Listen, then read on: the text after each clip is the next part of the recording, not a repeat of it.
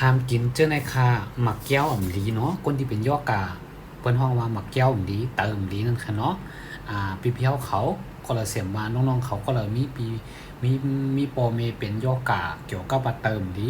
หมักแก้วอ่ำลีอันนี้เป็นความสำคัญนี่มันเกี่ยวเลยรองว่ากินยาซี่หยงเข้ากันเนื้อตัวเนื้อคิงนำอะไรเย็นเป็นค่ะเนาะที่เติมลีนี่ค่ะเนาะเป็นโยกลางเพไม่เมียวก็ยอขามันเจิงเยียวหวานได้สังหัวเขาเจ็บได้สังต่างเจ้อต่างเมียวอันที่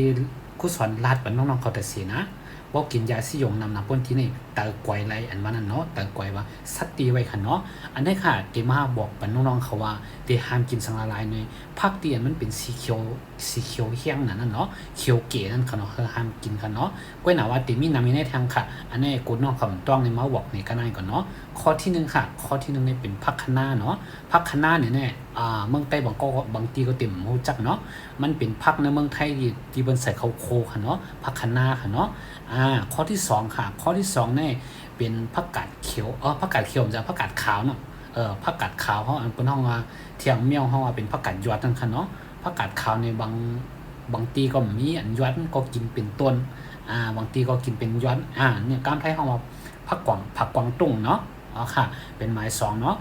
ข้อที่3ค่ะข้อที่3นี่เป็นมะเขือส้มเนาะมะเขือส้มค่ะข้อที่4เป็นเหมอกะเพราค่ะเนาะเหมอกะเพราเวอร์กะเพราค่ะกามไตเฮาที่ห้องว่าอิ่มคิมบ่ต้องหยังค่ะอิ่มคิมหลำอิ่มคิมขาวนี่ค่ะเนาะอิ่มคิมหลำอิ่มคิมแท้ไม่อันเสนอไม่อันนั้นเขาใกล้เสนอกุมจะตัวนั้นนะห้องว่าเป็นกะเพราเหมอกะเพราเวอร์กะเพราเนี่ยก็พวกค่ะเนาะกอบหนังข่าวก้นที่เติมนี้มาแก้วนี้นะกินผัดกะเพรานี่อย่าไปกินร้านน้ำได้ค่ะนะข้อที่4ค่ะข้อที่4นี่เป็นหัวปึกแหลงนะน้องนะหัวปึกแหลงความไทยห้องว่าแครอทค่ะเนาะข้อที่ข้อที่6ข้อที่6เป็นผักฮาค่ะผักฮาในความไทยห้องมาชะอมเนาะข้อที่1ผักคะน้าค่ะเนาะผักกัดคะน้าเนี่ยค่ะเนาะการไปว่าก็ตั้งเมืองหรือห้องเวอร์ก็บอกมาฟังค่ะเนาะข้อ2เป็นผักกาดขาวกล้วยหน่ะว่ามันเจอขาวเขาเนาะมันออกเขียวๆอันนี้เขาห้ามผักที่มันเขียวเก๋นะน้องนะข้อ3มันคือส้มข้อ4มันกะเพราข้อ5เป็นหัวปึกเหลียงค่ะเนาะข้อที่6เป็นผักฮาค่ะเนาะคุณติมาต่างมองปันนำว่ามันจะได้ห้ามสังละลายอีสังใดที่มันกินในละลายนี่เพราะว่ามันหายเยาดีขึ้นเอาเนี่ยก็กินแล้วค่ะมันจะว่าห้ามแต่สิห้ามกว่าที่กิ่งจะเนาะป้อมห้ามป้อมหัวติกรรมสังละลายโป้เลยก่อยยาเตอกับขุดเตอพอกเตอนี่ก็ล่างเตอก็สุกซากเขาค่ะเนาะซกซากในหมายถึงว่าเสียงเงินนำนั่นค่ะเนาะเสียงเงินนำค่ะอย่าไปเฮอะไรถึงตีว่าเปลี่ยนเช่นนั้นเนี่ยค่ะเนาะเฮาเฮกังไว้ตั้งค่ะ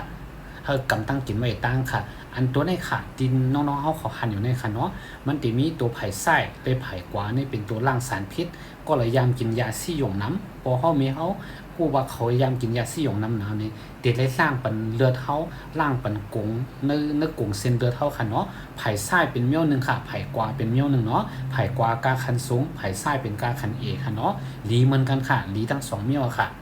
เอาค่ะน้องๆเขาตั้งบ่ทั้งเซ็งเพราะว่าก็เลยเสียมว่าค่ะเนาะมีปีมีน้องเป็นโยกะหังให้แม่เมียวอันนี้ค่ะยาตัวเลยตัวนั่นค่ะนะยาตัวนึงเลยยาเลยกับกูเจอกูเมียวเนี่ยซูมีค่ะเนาะปอกไก่ยาจะนั่นก็สัตติลีค่ะเนาะอันในเฮามียาเป็นตัวเลยตัวนั้นหางก้อยมันตัดค่ะเนาะเพราะว่าน้องๆเขาพี่ๆเขาป้าๆเขาก็เลยเสียมว่าเป็นสังก็ยาวค่ะโทรมาลาโตกันอบกันได้แต่สิค่ะเนาะจำเป็นว่า